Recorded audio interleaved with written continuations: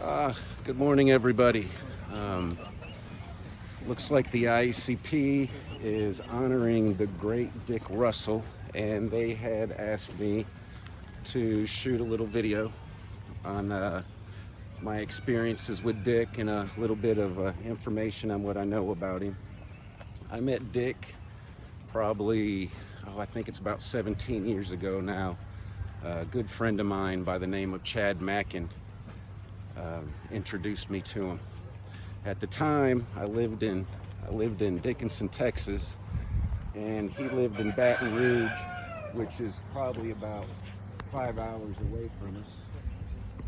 And the way it went down is Chad was telling me about this social class that he did, where he had 5 acres, and everybody would bring out their dogs, sometimes over 100.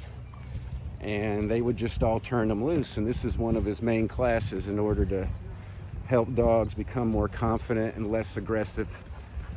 And he asked if I wanted to drive down there one morning and watch it. And I was like, absolutely, first chance I get. So he was like, when do you want to go? I was like, let's go this Saturday. And he was like, let's go. So I wanted to bring a dog with me that I was working with at the time.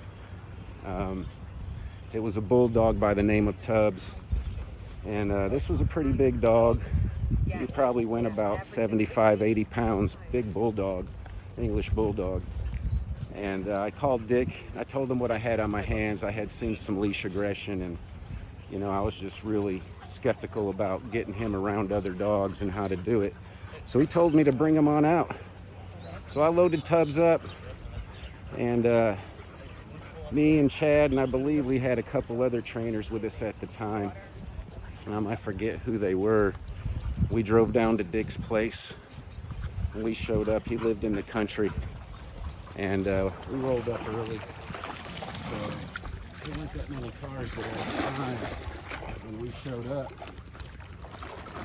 But as time went on and it was getting closer to 7 o'clock, I think that's when he started up his first class.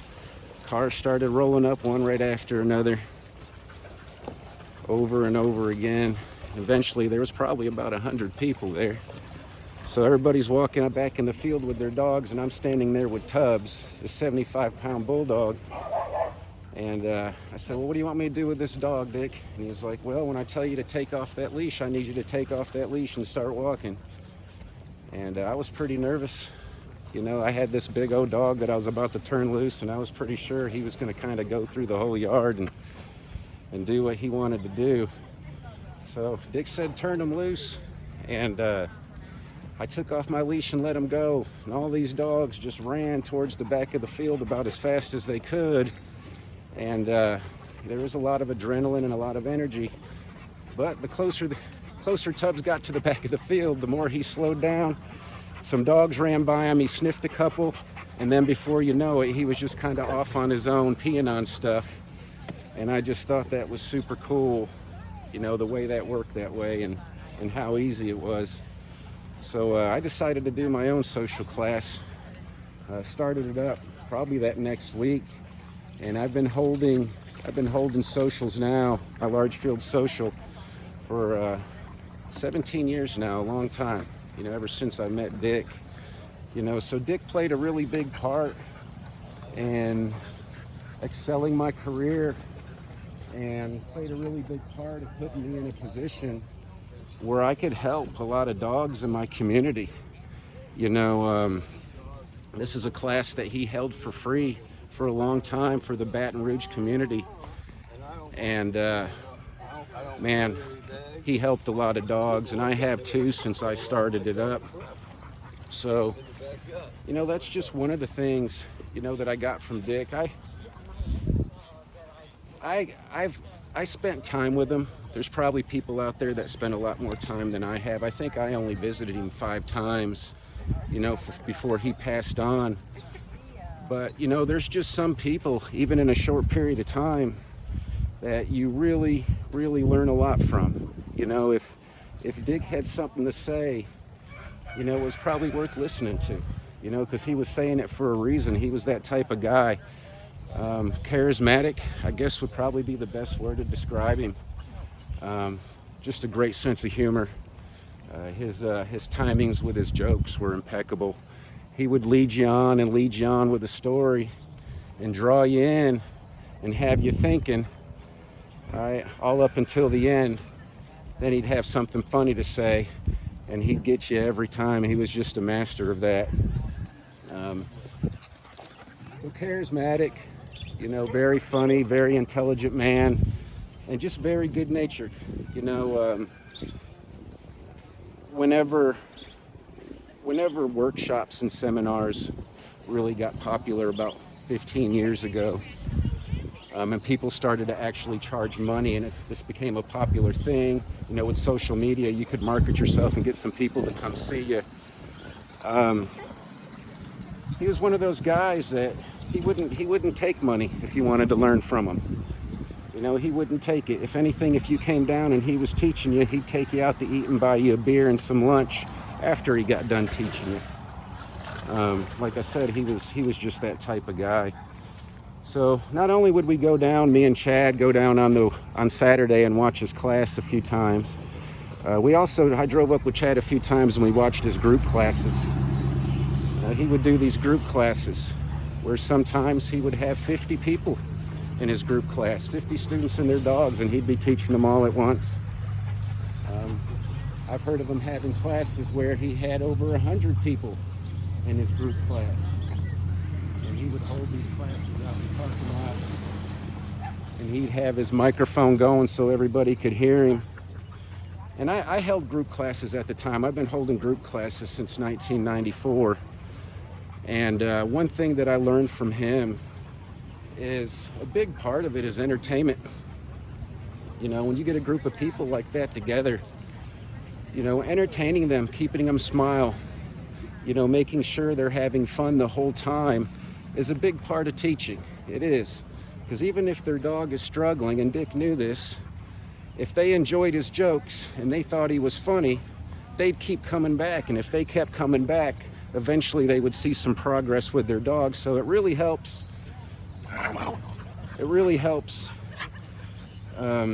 You know, keeping people's confidence up that they can actually do something with their dog in class if they were struggling at the beginning, and they don't get frustrated and drop out before they really give it time to have effect.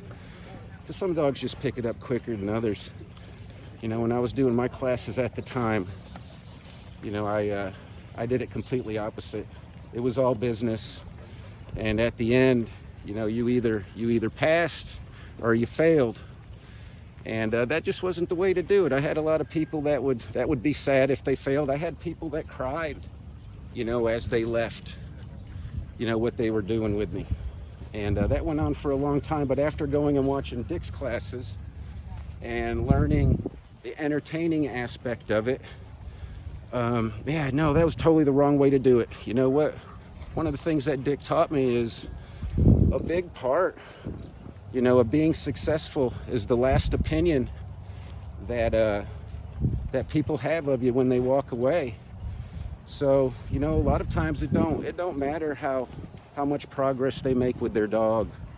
You know, at the end, basically, you know, what's important is how they feel about you and the time they spent with you whenever they walk away. And you know, he knew this. So he was a very entertaining man.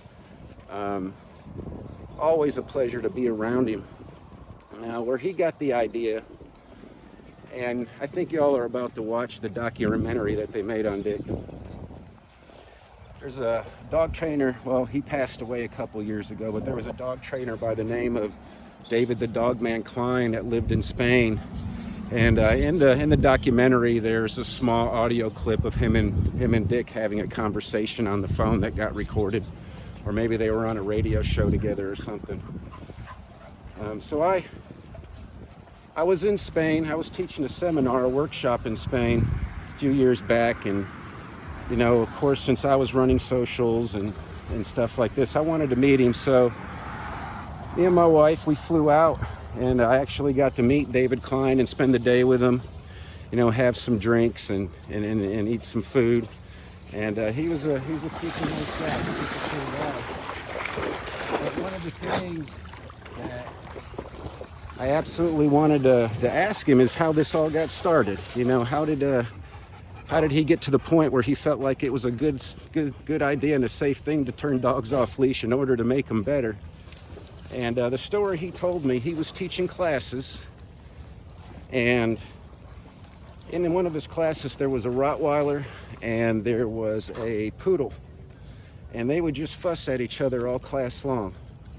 All right, and this went on for several weeks, and he couldn't really figure out how to fix it. He was trying stuff here and trying stuff there. So one day he had an idea, and he had the Rottweiler and the Poodle stay after class.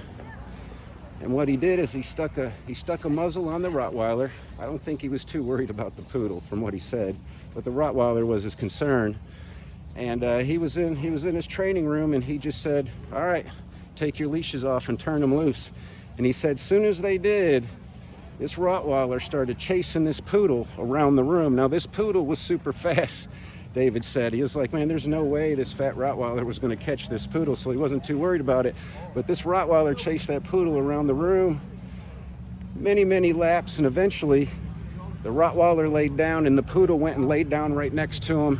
And then a few minutes later, they got up and sniffed each other and walked around the room. So that was his first experience of trying any type of socialization in order to get dogs to get along. And then where it transpired to after that was they would go to a big open field and with no fencing, and they would go for a long hike and take the dogs off leash. And it just worked out that wherever the big group of people were walking, the dogs would follow.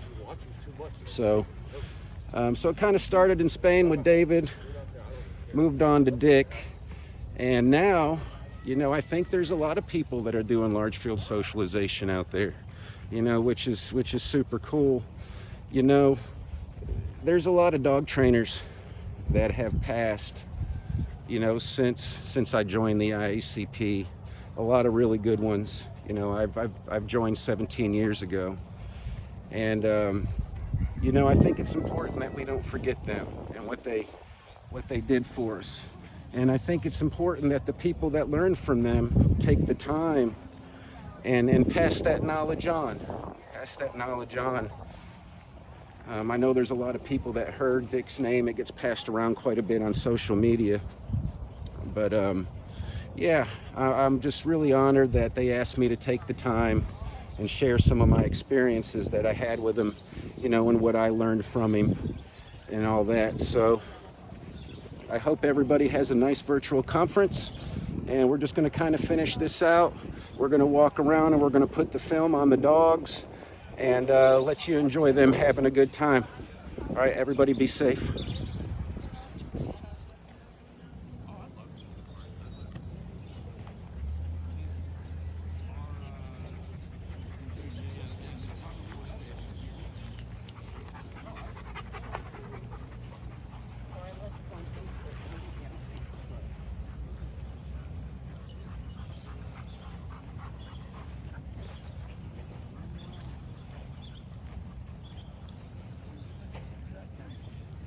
It was me and my mom, I think.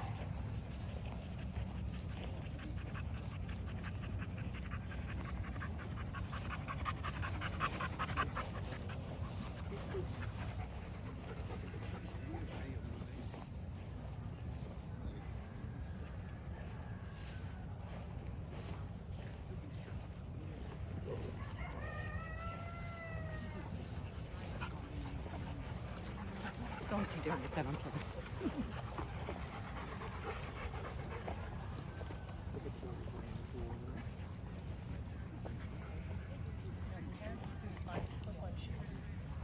They don't want him to have anything that he has to hide. More idea.